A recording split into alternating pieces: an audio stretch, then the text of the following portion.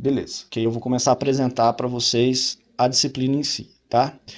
Bom, então, pessoal, como eu já disse, né, nós vamos falar das matrizes energéticas e eu, até lá no vídeo que eu tinha postado, eu já tinha falado um pouco sobre a empresa brasileira aqui de pesquisa energética, tá? Então deixa eu só confirmar aqui com vocês, ó, tem duas telas minhas aparecendo, tá? Deixa eu só ver aqui. Uma tá aparecendo bonitinho, a outra eu acho que tá aparecendo invertido, tá? Então, só ver se você tá na tela certa aí. Porque uma eu tô gravando e a outra eu tô apresentando. Tá bom? Tá todo mundo vendo direitinho a tela, né? Beleza. Bom, então agora a gente vai fazer o seguinte, ó. Pra gente começar a nossa disciplina, tá? A gente vai falar um pouco sobre esse Balanço Energético Nacional de 2020, cujo o ano base foi 2019. Então isso aqui é só um contexto para a gente trabalhar, tá? Esses slides aqui não fui eu quem produzi, né? Foi a empresa de pesquisa energética, é um documento público, tá lá no site da empresa de pesquisa energética, né? É, e aí ele vai dar um panorama do que a gente tem hoje no Brasil com relação às matrizes energéticas. E aí, a partir disso, a gente vai começar o nosso estudo, tá? Então aqui tem um pessoal que fez fechou esse balanço agora em 2020 em relação a 2019, tá? E aí, ele basicamente, eu vou colocar esse documento aqui para vocês na sala de aula, tá? Para vocês poderem consultar, mas é importante a gente entender esses quesitos iniciais aqui que o sumário apresenta. Quando se usa de energia no Brasil, qual energia se usa no Brasil, quem usa energia no Brasil e o uso da energia elétrica. Emissões na produção e no uso de energia. Então, isso daqui é um documento que vai balizar nossos estudos, até porque ele tem dados bem recentes em relação à produção energética no Brasil, tá? Então, basicamente, vamos pensar aqui no quanto se usa de energia no Brasil, né? Então, o que está acontecendo aqui, certo? A gente observa que 2019, tá, teve um acréscimo de 1,4% em relação ao ano anterior, com contribuição significativa das fontes renováveis. O que a gente quer dizer com isso? É que você teve aqui uma variação do PIB de 2018 para 2019 de 1,1%, a oferta de energia ela aumenta 1,4% e o consumo final aumentou 0,8%. Então você teve um aumento maior na oferta do que no consumo, isso é importante para a gente poder ter um lastro energético e não sofrer problemas como apagão a gente já teve no passado, certo? Por outro lado, você teve um aumento das perdas de energia, isso é uma outra coisa que a gente vai falar a partir desse curso, né? Em 2018 você teve 11,2% de toda a energia perdida, em 2019 11,8%, né? E aqui é importante lembrar que você teve uma contribuição da energia renovável, das energias renováveis, mas o que me chama a atenção é essa frase aqui, que o aumento das perdas se deve principalmente ao avanço da geração termoelétrica, que é o pior tipo de geração de energia que a gente pode imaginar, digamos assim, né? Porque é a energia em que você aproveita menos energia elétrica, né, a partir da geração da queima de combustíveis, né? E, além disso, você tem a maior produção de resíduos, né, de danos à natureza. E isso tudo, essa questão de avanço e aumento da geração termoelétrica é um erro estratégico político, né, onde você tem assim, uma falta de planejamento e aí, para isso, constrói-se usinas termoelétricas que são mais rápidas de serem implementadas, né? Bom, então, falando um pouco sobre participação de renováveis na matriz energética, né? Em 2018, o Brasil possuía 45,5% de toda a sua matriz renovável. Tá? Isso é importante mostrar que de 2018 para 2019 ainda teve um aumento, então passou a ser 46,1% da energia, da matriz energética como renovável. Então, matrizes renováveis, né? A gente inclui aí a geração hidráulica, a geração eólica, a geração fotovoltaica, tá? E as não renováveis, obviamente, aquelas principalmente originadas das fontes do petróleo e de carvão mineral, certo? Então, a gente observa que quando nós comparamos isso com o mundo, né, o mundo em 2017 tinha 13,9% de sua energia renovável só também. Obviamente, a gente observa que o Brasil está, não por questões políticas ou um planejamento bem feito, mas mais por uma questão dele ser privilegiado enquanto território, por ter grandes quedas de água e por isso ter uma boa parte da sua matriz energética hidráulica, né? Então o Brasil ainda é considerado um país que possui uma das maiores percentuais de energia renovável do mundo, né? Uma vez que o mundo como um todo possui apenas 13,9% da sua matriz renovável, certo? Bom, aqui a evolução das perdas totais, eu não vou falar muito disso ainda. Eu vou passar aqui para qual energia se utiliza no Brasil, tá? Então, eu vou parar aqui nesse, nesse slide com relação aqui ao relatório, síntese, né, do balanço energético de 2020, né? E aí a gente vai para a parte mais física mesmo, depois da questão da energia, tá? Então, veja bem, o que acontece? Nós temos aqui que o Brasil possui, então, 46,1% da sua matriz energética renovável, né? Sendo aí 18% da biomassa de cana, né? Que isso aqui foi o meu objeto de estudo de doutorado, né? Igual eu falei para vocês. Eu trabalhei com bagaço de cana, né? Eu utilizei experimentos para poder otimizar o processo de obtenção de etanol a partir de bagaço de cana, utilizando plasma de elétrons. Então, a gente está pesquisando e ainda evoluindo muito na questão da biomassa de cana, certo? Mas vocês veem como que isso representa hoje um percentual alto dentro das energias renováveis, né? Mais até do que a hidráulica, né? Então é uma coisa interessante a gente observar como que a biomassa de cana entrou para valer aí na matriz energética brasileira, né? Então a gente tem aqui 12,4% dentro as renováveis de matriz hidráulica. Lenha e carvão vegetal é considerado renovável porque você pode replantar a árvore, certo? Mas a gente precisa de entender a questão do impacto da poluição da lenha e do carvão vegetal. Mas 8,7% lenha e carvão vegetal.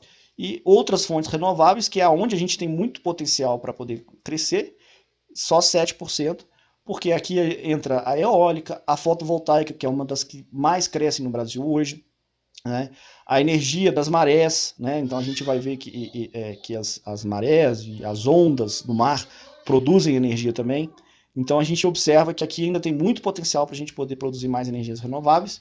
E as não renováveis, que ainda são a maioria, mas a gente viu que o contexto do Brasil é bem favorável, né? A gente vê que petróleo e derivados correspondem por 34,4%, gás natural, né, importado muitas vezes, né, da Bolívia, enfim, 12,2%, carvão mineral, que é uma das maiores fontes, principalmente na Europa, no Brasil representa apenas 5,3% das não renováveis, né? Então, em termos de percentuais totais, é menos de 2% aqui o carvão mineral. O urânio, 1,4%, né? Aqui é controvérsia essa questão da energia nuclear, né? Eu considero que a energia nuclear deveria ter um espaço maior, né? É difícil a gente falar sobre isso, mas de fato, quando se calcula a quantidade de energia produzida pela energia nuclear e o seu resíduo gerado, ainda é uma das energias mais limpas, por incrível que pareça, né?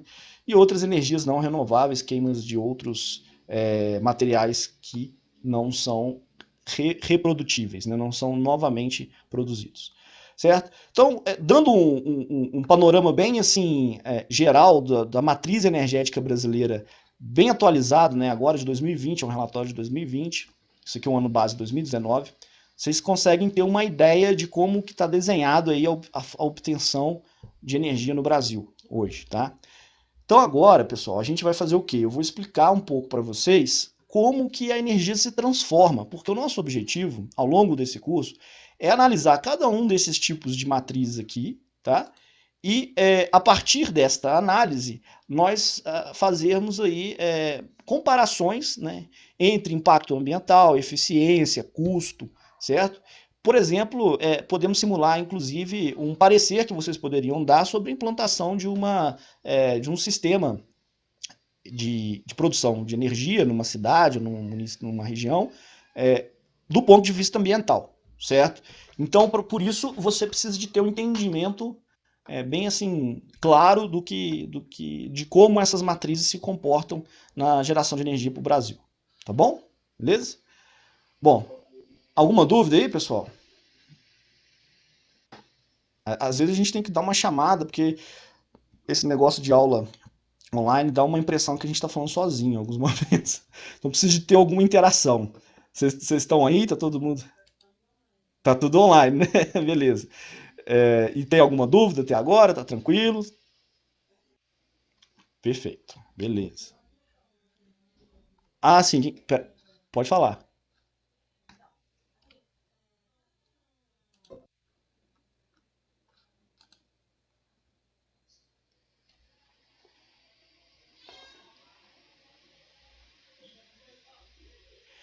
Isso é uma boa pergunta. Isso é Bruna, né, que tá falando? Isso. Bruna, isso é um ponto muito interessante. São vários fatores, tá? E é isso que a gente vai ter que trabalhar bastante agora, né? Durante esse curso. Um dos fatores que eu considero como primordial, assim, é o lobby da indústria petrolífera, né? Então, a gente tem uma indústria petrolífera internacional muito forte. Você sabe o seguinte, no Brasil, olha só, nós temos um potencial de produção de energia renovável imenso e ainda assim a maior fonte, a nossa maior matriz energética é petróleo e derivados. Então você observa aí, ó, quer dizer, das não renováveis, que é a maioria, a que tem a maior percentual, 34,4% petróleo e derivados. Então, assim, isso é um fator assim, fundamental para a gente não ter um investimento maciço como se deveria nas energias renováveis. É uma questão que culturalmente a gente está mudando. Então, por exemplo, eu vejo a expansão da energia fotovoltaica. Então, vocês devem saber que no nosso campus a gente é especialista nisso, inclusive, né? Viramos um centro de referência em energia fotovoltaica. Vai ter, inclusive, pós-graduação na área, enfim, em função da pesquisa que temos feito. Isso, é. Então, assim, a gente observa que, principalmente, vocês podem ver que muitas empresas de instalação de microgerações de energia fotovoltaica em residências, elas, nos últimos anos, têm crescido muito. Então, é uma esperança, né? Por exemplo, outra esperança é o aproveitamento do potencial eólico do Nordeste. O Nordeste é uma das regiões do mundo com maior incidência de ventos, né? Com maior velocidade, enfim. Então, o campos de produção de energia eólica no Nordeste são muito subutilizados, né? Então a gente precisa de utilizar muito ainda lá. Então eu vejo. E outra questão também. Sim, pode falar. Sim,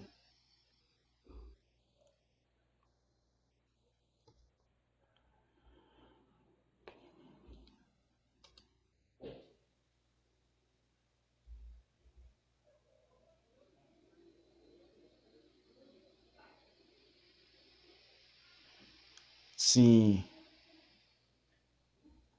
E isso, exato, Bruno. Então tem vários problemas, né? Eu falei que o principal é o lobby, eu acho. Né? Acho não, tenho evidências que seja. Mas assim, tem vários outros fatores. Entre eles, assim, cada lugar tem uma potencialidade para uma energia específica. Então, por exemplo, um lugar onde não é próximo de grandes plantações de cana-de-açúcar, não tem como ter uma geração por biomassa de cana. Você precisa de ter plantações de cana que vão tirar a garapa ali, o caldo, para poder fazer etanol, açúcar, um monte de coisa. E aí é que o bagaço você utiliza para poder produzir energia. Né? Então, assim, se você não está próximo de uma plantação, você não tem como você produzir a partir dessa biomassa. A hidráulica, se você não tem uma grande represa, um grande desnível para você ter a queda d'água, você não tem, né? E a mesma coisa funciona para a eólica, né? Uma que funciona bem quase em todo lugar é a fotovoltaica, porque o sol, né?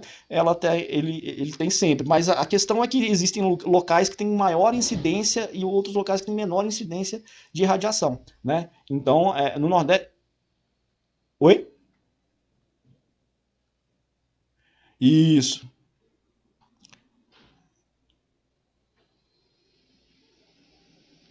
isso,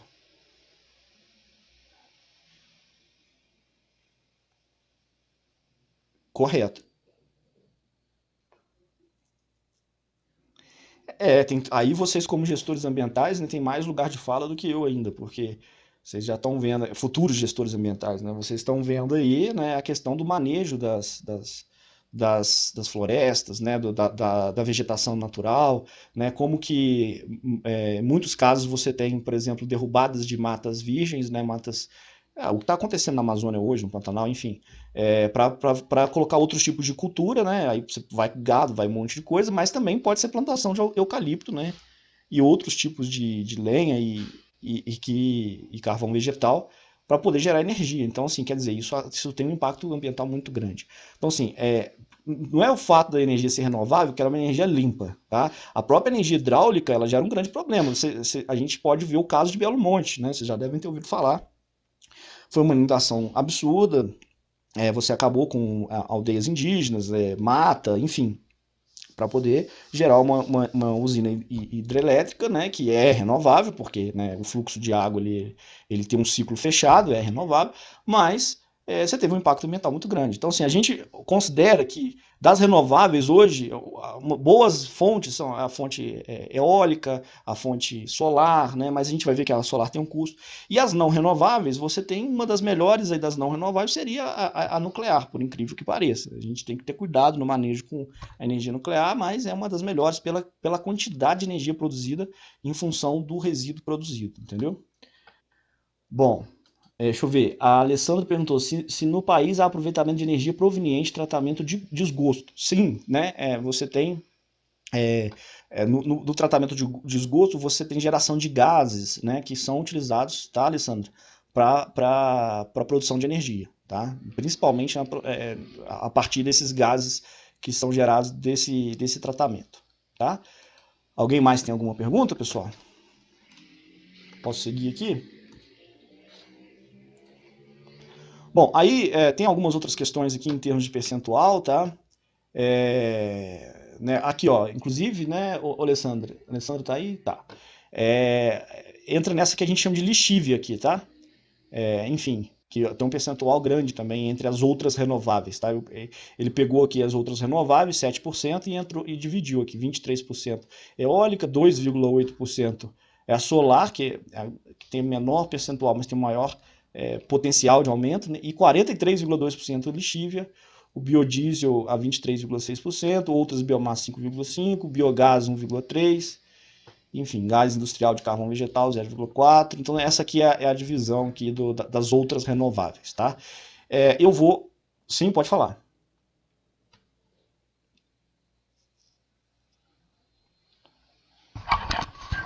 Está relacionada mesmo a essa questão do reaproveitamento da energia proveniente do tratamento de esgoto, principalmente, tá? É isso. Do lixo, tá bom? Por nada, sem problema. Pessoal, se for tendo dúvida, podem chamar aí, tá? Bom, então agora a gente vai falar um pouco mais sobre energia, tá? Entrar um pouco em termos mais técnicos aqui. Porque a gente precisa, para poder dimensionar essas matrizes energéticas, a gente precisa de ter uma ideia de como que funciona as transformações de energia, certo? Senão a gente não consegue falar cientificamente do que a gente está tratando, tá? Então a gente vai falar na aula de hoje, tá? Eu vou tentar ser o mais breve possível, mas à medida que vocês forem tendo dúvidas, vocês vão falando aqui, tá? Sobre a questão da, da temperatura, calor e a primeira lei da termodinâmica, tá? Só ver se eu acho aqui. Imagina, Bruno. Tá todo mundo aprendendo junto aqui, tá? Só um minuto. Aí, beleza. Bom, então o que a gente vai falar? A primeira coisa que a gente vai trabalhar é o seguinte, né? Nós vamos falar sobre, nesse curso aqui, sobre termodinâmica, né?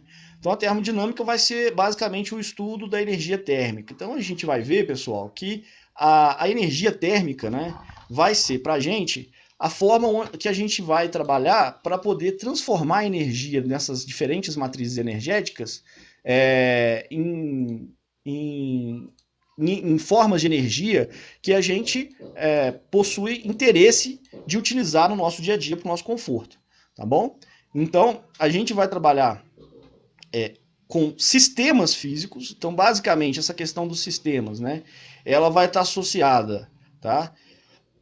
Com... Peraí, só um minutinho aqui. Que eu fiz alguma coisa. Agora acho que sim. Beleza. Tá, então esses sistemas físicos aqui, né, a gente vai estar associando isso daqui com as usinas de produção de energia que a gente vai utilizar para poder transformar essas diferentes matrizes em predominantemente energia elétrica, que é o que a gente utiliza para conduzir as nossas casas e aí retransformar essa energia em cada uma das nossas casas naquilo que a gente acha mais conveniente. Então, quando a energia elétrica chega na sua casa, você vai retransformar isso, por exemplo, em energia luminosa para acender uma luz, em energia de micro-ondas para poder esquentar um alimento no micro-ondas, né? Ainda em energia elétrica que num circuito dentro de uma televisão vai emitir radiação para você poder enxergar essa televisão. Então, a forma da gente transformar esses diferentes tipos de energia em energia elétrica é simplesmente porque a energia elétrica é a maneira mais eficiente de se transportar a energia de um lugar a outro. E aí, então, esses sistemas que a gente vai estar trabalhando, né, esses sistemas serão, basicamente, a gente vai imaginar sempre as nossas usinas de transformação, sejam elas nucleares, hidrelétricas, termoelétricas, tá certo? Então, é aqui que a gente vai trabalhar. Então, para isso, para entender como que funciona essa transformação nessas usinas, nós vamos precisar de entender um pouco mais sobre termodinâmica, que vai ser o estudo da energia térmica, né, e para isso a gente vai precisar de saber um pouco mais sobre temperatura, né, que é que eu vou falar daqui a pouco. Bom, então falando um pouco aí sobre essas usinas, tá certo? Primeira coisa que a gente vai falar é sobre a lei zero da termodinâmica, tá? A lei zero da termodinâmica é a lei do termômetro, que parece uma coisa meio óbvia, que vocês vão ver aqui, mas a gente precisa de estabelecer isso para poder entender o funcionamento de um termômetro. Então imagine aqui que eu tenho 3 corpos. Um corpo T, um corpo A e um corpo B, tá certo? Então aqui é o corpo B, aqui é o B, aqui é o corpo A, certo? Que tá meio embaçado, aqui é o corpo T, pronto, 3 corpos. Então eu falo o seguinte, olha, se eu falo que o corpo T está em equilíbrio térmico com o corpo A, o que seria esse equilíbrio térmico? Eles possuem a mesma temperatura, certo? Então se você e o seu esposo, esposa, namorado, namorada, companheiro, companheira, né, estão próximos um do outro, o que acontece? Vocês possuem a mesma temperatura, vocês estão em equilíbrio térmico, né? Vocês estão ali 36 graus e meio, estão em equilíbrio térmico, certo? Bom, e aí, se você coloca esse corpo T, certo? Em equilíbrio térmico também com o corpo B, certo? Então imagino que aqui eu tenha, por exemplo, o seu termômetro aqui é uma xícara de leite, tá? E aqui é uma xícara de café, tá certo? Se o termômetro possui a mesma temperatura da xícara de leite e o termômetro possui a mesma temperatura da xícara de café, então eu posso afirmar que o leite e o café estão à mesma temperatura. Então parece meio óbvio, mas é isso mesmo. O que eu quero dizer com isso é que esse terceiro corpo, que é o termômetro, é utilizado para falar que 2 corpos estão em equilíbrio térmico sem precisar de colocar esses corpos em contato, tá certo? Então eu posso pegar o mesmo termômetro, colocar na xícara de café e na xícara de leite, e esse mesmo termômetro vai indicar a mesma temperatura, então eu posso falar que o café e o leite estão em equilíbrio, mesmo que eu não tenha colocado eles em contato um com o outro. Tá? Entenderam? Então é isso aqui que a gente tá falando. O funcionamento do termômetro é isso. Falar que corpos estão em equilíbrio térmico sem precisar de você colocar esses corpos em contato. Então, por exemplo, quando eu falo assim que eu tenho um bloco de gelo derretendo, a gente sabe que ele está a 0 graus Celsius, tá certo? Esse bloco de gelo derretendo, né? Eu não preciso nem de colocar o termômetro nele, porque se ele está derretendo e ele é um bloco de gelo, a gente já sabe que ele está a 0 graus. A gente vai ver isso mais para frente, tá? Se eu pego o termômetro e coloco ele, por exemplo, no nitrogênio ou no hidrogênio e vejo que está a 0 graus, então eu tenho certeza que o gelo e o nitrogênio ou o hidrogênio ali possuem a mesma temperatura, mesmo que eles nunca tenham sido colocados em contato um com o outro, tá? Então essa é o que a gente chama de lei zero da termodinâmica. E aí vem aqui agora, pessoal, a questão do que nós chamamos de medida da temperatura. Tá? Como é que funciona a medida de temperatura? Para a gente fazer a medida de temperatura, utilizar aquele corpo lá que eu estava mostrando, o corpo T, a gente utiliza o que nós chamamos de termômetro, né? Então, um termômetro, ele é um termômetro mais tradicional, né, digamos assim, ele possui um bulbo, né, que dentro desse bulbo aqui tem uma substância, geralmente é o mercúrio, hoje em dia é o álcool, né, mais nós chamamos de substância termométrica. Eu tenho uma escala que eu coloco aqui nesse bulbo. Essa escala aqui vai depender do país que você está, por exemplo, né? É simplesmente, se eu estou no Brasil, é a escala Celsius, né? Então a gente sabe que é 20 graus Celsius, né? 35 graus Celsius. Se eu estou nos Estados Unidos, a gente vai ver que é Fahrenheit, né? Porque historicamente eles não utilizaram a mesma escala que o Brasil, né? Enfim, mas a questão toda é que independente da escala que está impressa aqui na sua haste, né? A altura dessa coluna vai ser sempre a mesma para uma mesma temperatura, tá? Então, a diferença do valor vai ser apenas em como que você fez a subdivisão da escala aqui do lado de fora. Então, às vezes você tem lá nos Estados Unidos 70 graus Fahrenheit, aí você vai ver que aqui no Brasil é 20 e poucos graus Celsius, né? Por quê? Essa escala Fahrenheit é diferente da escala Celsius, tá? Então, mas a substância termométrica, ela vai dilatar, então à medida que aumenta a temperatura, ela aumenta o seu tamanho e vai subindo aqui, ó, certo? E vai subindo, vai subindo. Se aumenta mais a temperatura, ela sobe mais. Essa altura da substância termométrica, pode ser o álcool, pode ser o mercúrio, vai depender exclusivamente de quem? Da temperatura e não tem nada a ver com a escala lá de fora. A escala do lado de fora é apenas uma comparação. Uma comparação em relação a quê? Aí entra o que nós vamos falar aqui no próximo slide, que é a comparação em relação a pontos específicos, né? Que pontos específicos seriam esses? Por exemplo, né? No caso da escala Celsius, tá? Por exemplo, a gente tem um ponto específico que a gente utiliza aqui, que é um ponto que a gente chama de ponto triplo da água. É um ponto em que eu meço, eu ajusto a pressão e a temperatura da água, de modo que eu tenho uma coexistência, né? Eu vou pegar um sistema e eu vou fechar esse sistema ali dentro, tá? De modo que eu vou variar a pressão sobre esse sistema, tá?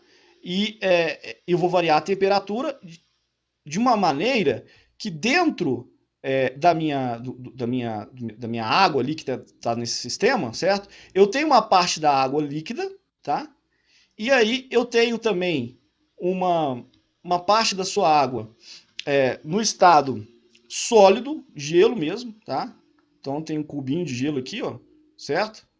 E além disso eu tenho uma parte da água que está no estado de vapor, tá? Isso aqui é o que a gente chama de ponto triplo da água, certo?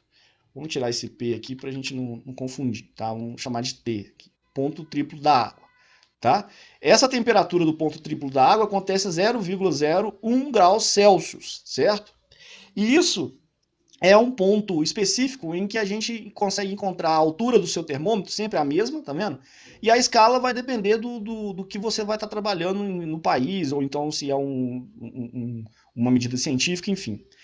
Então, aqui nessa primeira escala, a gente tem o que nós chamamos de escala Kelvin, ou a escala absoluta. Essa segunda escala, a escala Celsius, certo?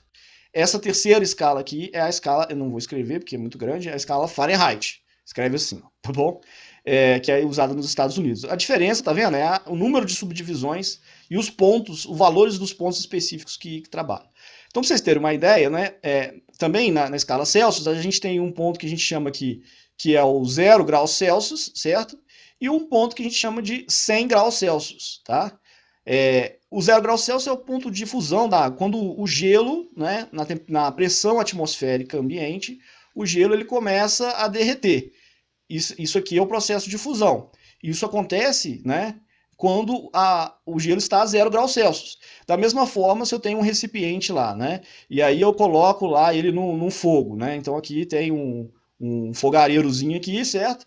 E aí o que acontece? Está cheio de água. E a água começa a entrar em ebulição, isso aqui, né, o ponto de ebulição, a gente chama isso aqui de 100 graus Celsius. Então isso aqui também é um ponto específico para a gente poder medir as nossas temperaturas, tá? Então na escala Fahrenheit, esse ponto de fusão, ele é de 32 graus Fahrenheit. Então 0 graus Celsius é 32 Fahrenheit.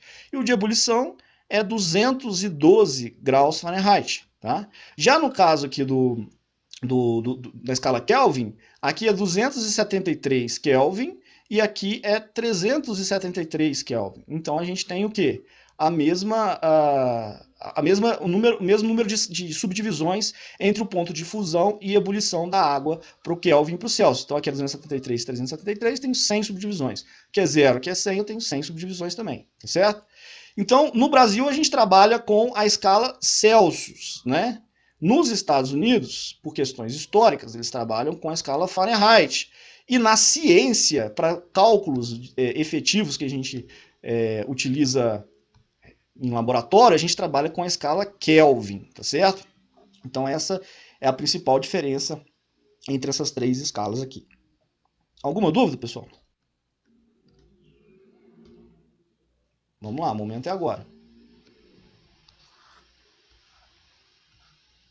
Sem dúvidas? Muito que... Então, beleza. Então, vamos lá. Então, agora a gente vai falar... Beleza. Vamos falar do calor como energia. Então, o que acontece? No final do século XVIII, que começou a ter o entendimento do calor como energia. Até lá, até então, o pessoal achava que calor era um fluido. Calor não é fluido. Calor é energia. Energia térmica é em trânsito, tá certo? E aí, o engenheiro militar detectou que as peças esquentavam, né, quando você fazia o processo de fabricação de canhão. E aí, isso ocorria através do atrito. Então, ele começou a perceber que o atrito esquenta, uma coisa que hoje parece até meio óbvio pra gente. Se você esfrega um braço no outro, né, você sente que o seu braço começa a esquentar. Então, o atrito gera calor, né? Mas isso só no século XVIII começou a ser mais assim, estudado e relacionado o calor com a ideia de energia, tá certo? E aí, vários cientistas estudaram esse fenômeno da transformação de energia na forma de calor, da condução de energia na forma de calor, e principalmente o que a gente pode destacar foi o Joule, né? Por isso que a unidade de energia é Joule hoje, em homenagem ao James Joule, do século XVIII, tá certo? Que ele entendeu que à medida que um corpo é aquecido, recebe calor, a sua quantidade de energia interna que ele armazena aumenta. É isso que é o princípio primordial que nós vamos trabalhar daqui para frente. Tá? E, portanto, se esse corpo que tem uma maior temperatura é colocado em contato com outro corpo, tá? Ele transfere energia para esse outro corpo na forma de calor.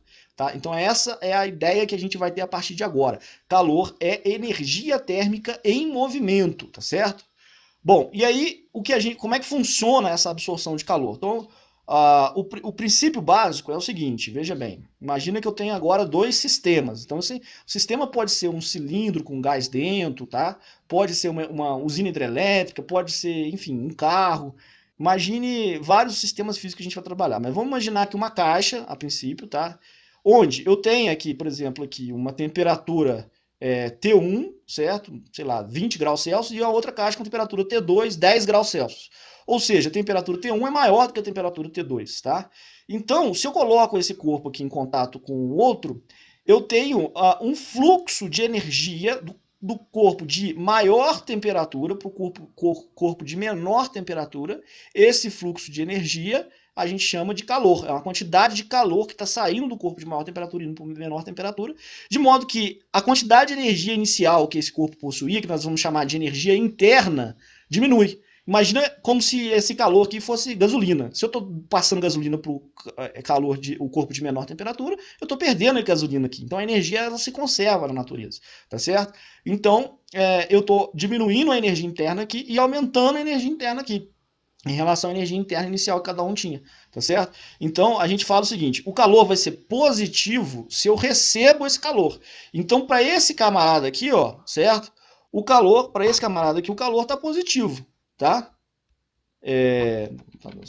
Esse cara aqui, o calor está positivo, tá? Então vamos para o 2. Já para o 1, o calor está negativo. Por quê? O calor está negativo porque simplesmente ele está perdendo energia. Então, se aqui eu perco, eu tenho menos 100 joules, por exemplo, de perda de energia na forma de calor, nesse aqui eu vou ter mais 100 joules de energia. Então a energia se conserva. Tudo que eu perco de um corpo, eu passo para o outro. Tá certo? Beleza? Bom, e aí? E aí? Sim, sim. Sim, então, a relação entre a energia interna e o calor trocado, a gente vai falar lá na primeira lei da termodinâmica, tá, Bruno? Então, nesse primeiro momento, a gente só está, assim, a relação quantitativa. Por enquanto, a gente só está pensando qualitativamente. Eu tenho uma energia interna que diminui aqui para eu poder ceder calor, né? Então, calor é uma forma de energia térmica em trânsito, tá? A energia interna é a energia que está armazenada nesse sistema. Essa energia que está armazenada, ela diminui para eu poder passar energia para o outro sistema na forma de calor, tá certo? Entendeu? E aí, portanto, a energia interna desse cara aqui vai aumentar. Beleza? Bom, e aí? E aí, então, a gente vai fazer algumas situações aqui. O seguinte, ó. Primeiramente, a gente vai falar assim, ó. Quando a temperatura do sistema... Vamos olhar aqui, ó. Vocês estão conseguindo enxergar bem aqui, né? Ó, deixa eu aumentar aqui para vocês poderem entender como é que está funcionando isso aqui. Quando a temperatura do sistema é maior do que a temperatura do ambiente, então agora eu tenho agora, não são dois sistemas, é o sistema e o ambiente, tá? Então eu falo o seguinte, ó, se a temperatura do meu sistema aqui, ó, tá vendo? Temperatura do sistema, ó, é maior do que a temperatura do ambiente, ó, certo? Então a temperatura do sistema pode ser que o meu cilindro, o ambiente é o quarto que você tá, certo? Então, significa que eu tenho uma quantidade de calor que sai do meu sistema para o ambiente e logo esse calor vai ser negativo, tá certo? Se a temperatura do sistema começou a cortar, tá cortando para mais alguém? Deixa eu ver aqui. Cortou pro Luciano. Tá, mais alguém? Vocês estão conseguindo acompanhar, pessoal? Pessoal, tá todo mundo aí? Só o comecinho da explicação. Tá bom, beleza. Então eu vou voltar aqui rapidinho, tá? E aí eu vou terminar nesse slide aqui, tá, pessoal? Porque já são 10 horas. E o restante dos slides eu vou gravar o vídeo e vou colocar na sala para vocês poderem acompanhar, tá?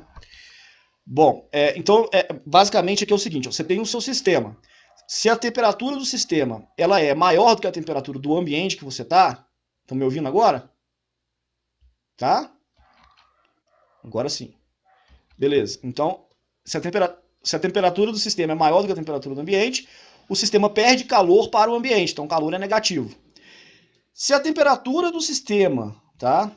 Que é esse cara aqui, é igual à temperatura do ambiente, então se aqui é 20 graus Celsius, se aqui é 20 graus Celsius, então o sistema não troca calor com o ambiente. A gente fala que o sistema tem equilíbrio com o ambiente, portanto o calor é igual a zero, não há transferência de energia nem do ambiente para o sistema, nem do sistema para o ambiente. Por outro lado, se você tem um sistema, por exemplo, que possui um copo de água gelada, 20 graus Celsius, ou não, gelada, 10 graus Celsius, e o ambiente está a 30 graus Celsius, tá? Então, o que acontece? Você vai ter um fluxo de calor, então aqui eu tenho a temperatura do ambiente e aqui a temperatura do sistema, né? E aí o que a gente vai ter? A temperatura do sistema é menor do que a temperatura do ambiente. O que vai acontecer? Eu vou ter um fluxo de calor do ambiente para o sistema. Então, por isso que a água esquenta, né? Porque ela ganha energia do ambiente, que tem uma temperatura maior, e, portanto, ela vai aumentar a sua temperatura. E aí, então, a gente fala que o sistema possui uma quantidade de calor positiva, tá? Por que isso acontece? Porque ele recebe calor do meio, tá bom? Bom, e aí, para finalizar a aula de hoje, pessoal, nós vamos falar sobre as unidades de energia, tá? Então, tem várias unidades de energia, mas são três principais que vocês vão encontrar muito aí. As unidades, principalmente relacionadas a calor e alimentos, é a unidade da caloria, né? Então vocês veem aí que, por exemplo, eu tenho que consumir 2.000 quilocalorias, é quilo, tá? Quilo é 10 a terceira, então é 2.500 vezes 10 a terceira calorias, aí sim, tá? Que é a energia que você tem que consumir para o seu corpo funcionar, tá? Mas uma caloria está associada também à quantidade de energia para você aumentar 1 grau Celsius, 1 grama de água, tá? Então a definição de caloria é essa. E aí tem essa unidade aqui, que é uma unidade inglesa, tá? BTU, que é uma unidade britânica, muito utilizado para ar-condicionado, vocês devem ter visto isso, ar-condicionado é sempre dado em BTUs, tá?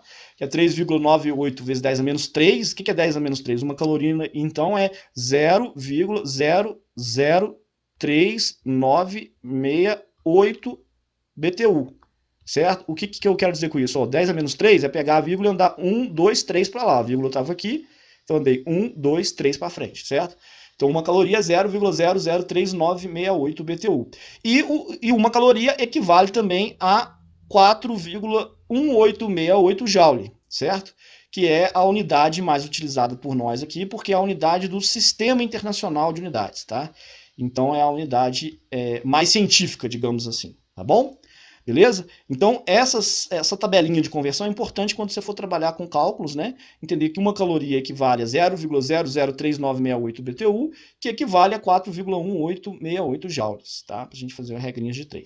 Então, com isso, a gente introduz o conceito de calor, energia, que é energia térmica em trânsito, né?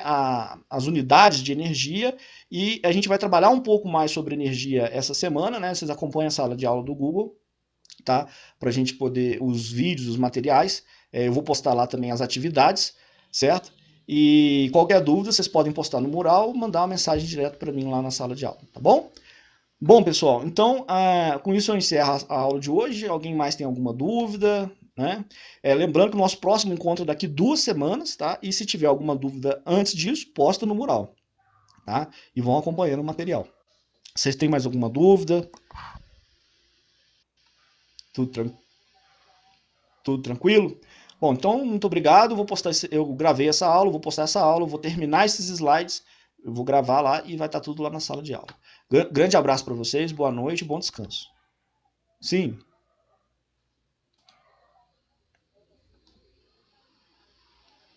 Aham.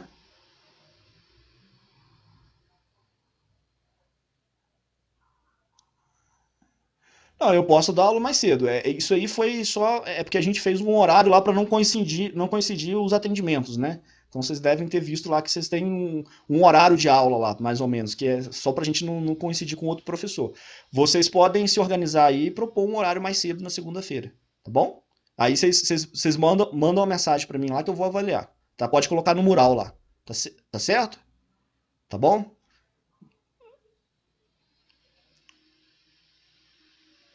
Tá bom, sem problema. Tô disponível para isso. Grande abraço aí para vocês, pessoal. Boa noite.